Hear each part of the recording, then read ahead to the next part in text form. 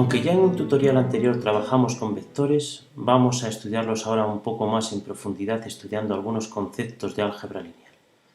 Lo primero que vamos a ver es que estos vectores forman una base de R3. Para ello lo podríamos hacer, por ejemplo, calculando el determinante y viendo que es distinto de 0, o el rango y viendo que es 3, y vamos a ver cómo lo puede hacer Wolfram Alpha. Lo primero que se nos ocurre es introducir estos tres vectores. Los vamos a introducir entre llaves, pues para las operaciones matriciales que tenemos que hacer es mejor hacerlo de esta manera. Vamos a escribir los vectores 4, menos 2, 3, 1, 5, 2. Y vamos a ver qué nos dice Wolfram Alpha.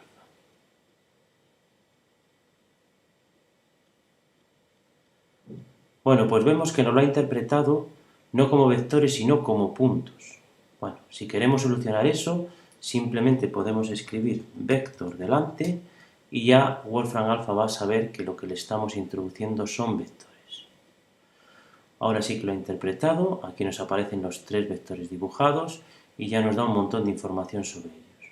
Nos dicen cuánto mide cada uno, nos dan los vectores normalizados de módulo 1, nos lo pasa a coordenadas esféricas y aquí nos dice, que es lo que nos interesa, que son linealmente independientes y que por lo tanto el subespacio que generan pues es todo R3.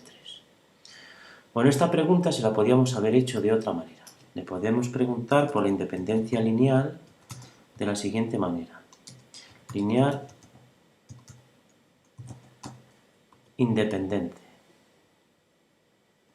Aquí vemos que le preguntamos y nos dice que son linealmente independientes. Aquí tenemos que el subespacio que generan y prácticamente la misma información que antes nos la da.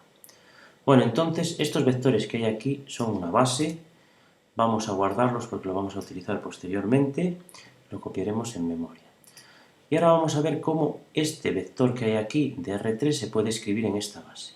Bueno, pues para ello deberemos resolver el siguiente sistema. Tenemos que resolver un sistema que conste de un número multiplicado por el primer vector, más otro número i multiplicado por el segundo vector, más un tercer número i multiplicado por el tercer vector.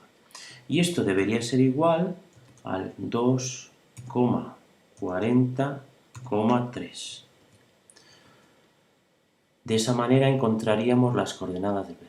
Aquí nos dice que x vale 4, y menos 3 y z 2. Vamos a comprobarlo multiplicando aquí. Vamos a multiplicar por 4. Aquí vamos a multiplicar por menos 3. Aquí vamos a multiplicar por 2. Vamos a hacer la cuenta a ver si nos sale el 2,43. Pues aquí lo tenemos. Nos da mucha información del vector, pero lo importante es esto. Bueno, ahora vamos a ver que estos vectores que hay aquí son linealmente dependientes. Pues como ya sabemos la manera de hacerlo, le preguntamos, como casi todos son iguales salvo el último, los dos primeros son iguales, vamos a cambiar el último, que es 1,22,0.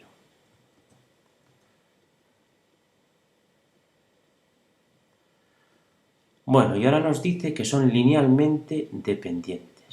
Por lo tanto, generan un subespacio vectorial de dimensión menor que 3. Aquí nos dan el subespacio dado en forma paramétrica.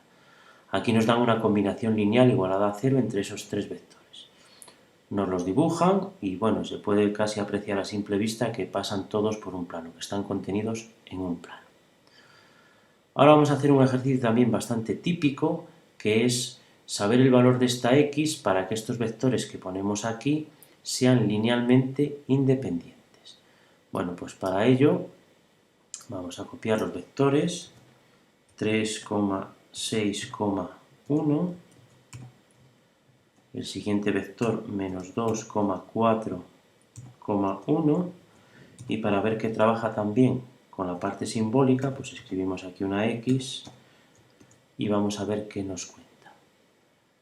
Dependiendo del valor de la x será dependiente o independiente. Bueno, pues aquí nos dice que son linealmente independientes cuando la x sea distinta de 22. Por lo tanto, si aquí sustituimos por 22, nos tiene que dar que son linealmente dependientes. Aquí nos dice que son linealmente dependientes. Bueno, y ahora vamos a pensar que esto que hay aquí es la matriz de una aplicación lineal y que tiene un núcleo. Y vamos a calcular ese núcleo. Bueno, los vectores que hay aquí son justamente los que hay aquí arriba. Entonces los voy a copiar porque los tengo en memoria. Y lo escribimos en forma de matriz. Esta es la matriz. No, tengo que cambiar este último porque este último es distinto. 1,22,0. Y ahora vamos a calcular el núcleo, que normalmente se llama kernel del inglés.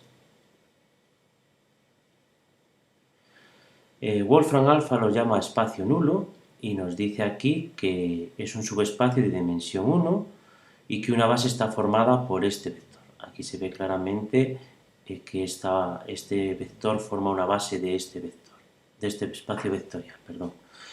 Y ahora lo que vamos a hacer es comprobar que efectivamente está en el núcleo. Pues vamos a coger esta matriz y la vamos a multiplicar pues, por ese vector, menos 22,1,30. Y se tiene que anular puesto que está en el núcleo. Aquí vemos que da el vector 0. Y finalmente lo que vamos a hacer es aplicar el proceso de Gram-Schmidt para ortogonalizar esos vectores que aparecen ahí. Estos sí que son los del principio. Ya nos lo daba directamente la información, pero nosotros se lo vamos a preguntar de nuevo. Le decimos que lo ortogonalice. Ortogonalice.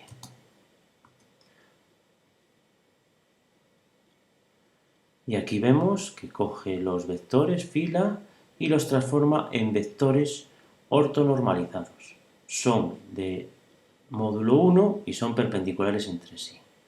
Aquí tenemos la base ortonormal, nos dice que la dimensión es 3 y nos los dibuja.